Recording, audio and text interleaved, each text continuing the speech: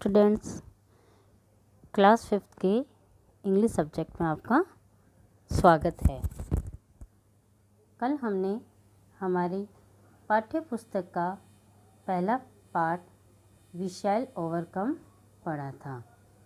उम्मीद करते हूँ कि आप सबने भी इसको घर पे दोबारा पढ़ा होगा और इसे गाने का अभ्यास किया होगा। आज हम इस पाठ के मीनिंग देखेंगे। सबसे पहले है OVERCOME। इसका अर्थ है ओवरकम यानी विजय पाना, success in dealing with a problem और डिफ़िकल्टी यानी कठिनाइयों पर, समस्याओं पर विजय पाना। फिर afraid, feeling fear of anxiety और फ्राइटेंड यानी भयभीत, किसी भी चीज़ से डरना, वह है एफ्रेड। थर्ड है हमारी हैंड इन हैंड। इसका अर्थ है होल्डिंग ईच अदर्स हैंड यानी एक दूसरे का हाथ थामे हुए। फिर है हमारा बिलीव। बिलीव का अर्थ होता है विश्वास करना, to think that something is true, correct और रियल। यह सोचना कि कोई वस्तु सही है, रियल वास्तव में है, वह है बिलीव यानी विश्वास करना। उसके बाद में है हमारे पीस। पीस का अर्थ होता है शांति। A period of time when there is no war और violence and people live happily यानी वह समय जब कोई तरह का युद्ध और हिंसा नहीं होती और लोग शांतिपूर्वक रहते हैं, वह है पीस मतलब शांति से। तो ये मीनिंग आपको कॉपी में करने हैं।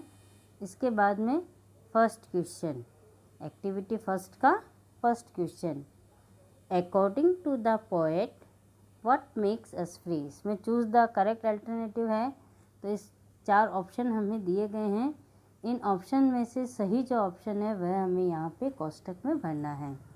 तो अकॉर्डिंग टू द पोएट यानी कवि के अनुसार, व्हाट मेक्स अस फ्री हमें स्वतंत्र या मुक्त या आज़ाद कौन करेगा।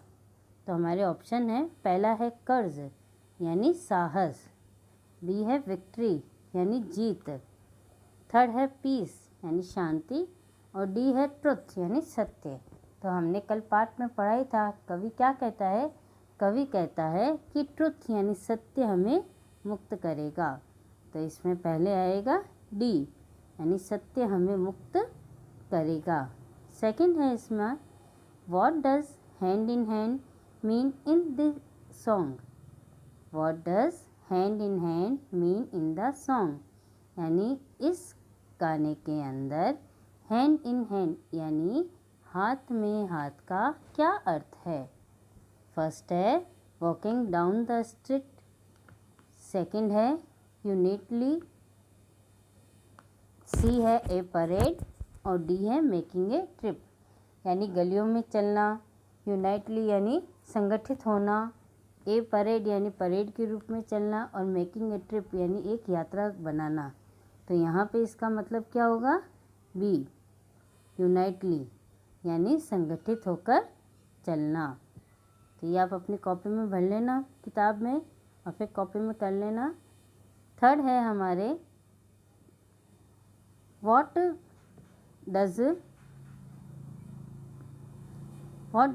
Does deep in my heart mean. What does deep in my heart mean यानी दिल की गहराइयों का क्या अर्थ है।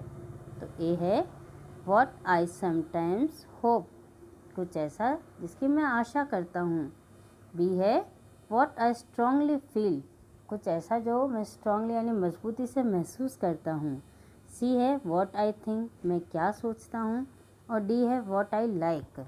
तो हमने पढ़ा था कि डीप इन माई हार्ट का मतलब क्या होता है कि किसी भी चीज़ को दिल की गहराइयों से महसूस करना। तो इसका उत्तर होगा be what I strongly feel, जो मैं मजबूती से यानी गहराई से महसूस करता हूँ। इसके बाद में है हमारे ट्रू फॉल्स। से whether the following statements are true or false.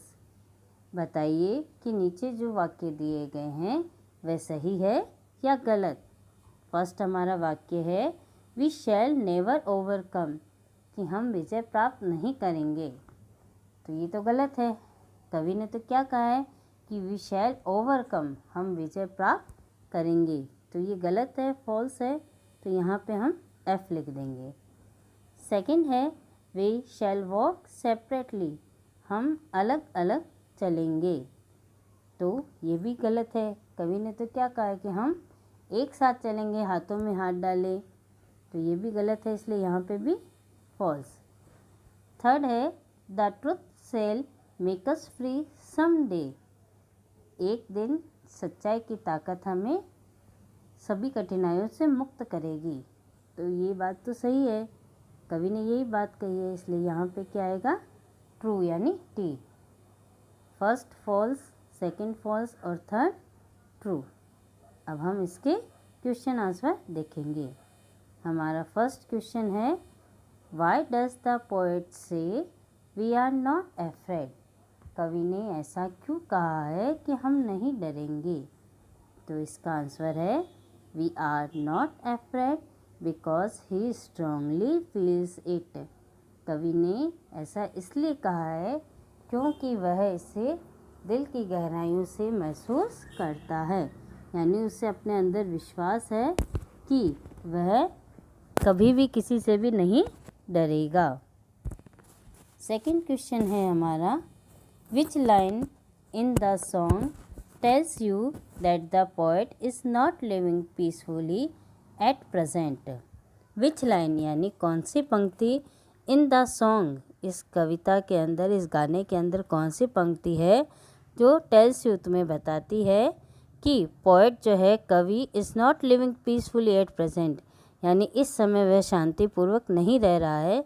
ऐसी बात कौन सी पंक्ति बताती है। तो इसका आंसर है 18th line in the song tells us that the poet is not living peacefully, यानी 18वीं लाइन जो है, 18th लाइन यानी 18वीं लाइन जो है इस गाने की, वह हमें बताती है कि कवि जो है वो शांतिपूर्वक नहीं रह रहा है। अब थर्ड क्वेश्चन है how do you feel when you sing this song, जब आप इस गीत को, इस गाने को गाते हैं तो आप कैसा महसूस करते हैं। तो इसका आंसर है when we sing this song we feel inspiration to face tough situation with courage. When we sing, जब हम इस गाने को गाते हैं, वी फील इंस्पिरेशन यानी हम प्रेरणा प्राप्त करते हैं, टू फेस टफ सिचुएशन, कठिन जो हमारे सामने सिचुएशन आती है, परिस्थितियाँ आती है, उनको विथ कर्ज, साहस के साथ उनको फेस करने की, उनका सामना करने की हमें प्रेरणा मिलती है। तो when we sing this song we feel inspiration to face tough situation with courage. उत्तर आपको समझ में आ गए। अब activity second, fill in the blanks with suitable words from the box. नीचे हमें कुछ लाइनें दी गई है और ऊपर यहाँ आपको बॉक्स में कुछ वर्ड दिए गए हैं। अब इन लाइनों में जो वर्ड सूटेबल यानी सही बैठता है वह वर्ड हमें यहाँ पे भरना है। फर्स्ट लाइन है हमारी आई ऑलवेज स्पीक द, मैं हमेशा बोलता हूँ। क्या बोलते हो आप हमेशा? ट्रुथ। तो फर्स्ट में क्या आएगा? Truth. I always speak the truth. Second है in the tricolour with white colour stands for, जो हमारा तिरंगा है उसमें सफ़ेद कलर हमें क्या बताता है, किस चीज़ का प्रतीक है? तो सफ़ेद कलर किसका प्रतीक है? शांति का। तो सेकंड आएगा पीस, PEACE, पीस। तिरंगे में सफ़ेद कलर शांति का प्रतीक है। और तीसरा है a thief is always of the police, एक चोर हमेशा पुलिस से क्या होता है? भयभीत। तो थर्ड में आएगा afraid, a thief is always afraid of the police. एक चोर हमेशा पुलिस से डरता है। आगे लास्ट है हमारा, with confidence we can overcome. With confidence we can overcome our fears, यानी ये लास्ट होगा चौथा, ये फर्स्ट आपका, ये सेकंड, ये थर्ड और ये फोर्थ। यानी विथ कॉन्फिडेंस यानी विश्वासपूर्वक हम अपने डर पर विजय प्राप्त कर सकते हैं। तो अब आपको अपनी कॉपी में इन क्वेश्चन आंसर को और इन फिल इन द ब्लैंक्स को करना है।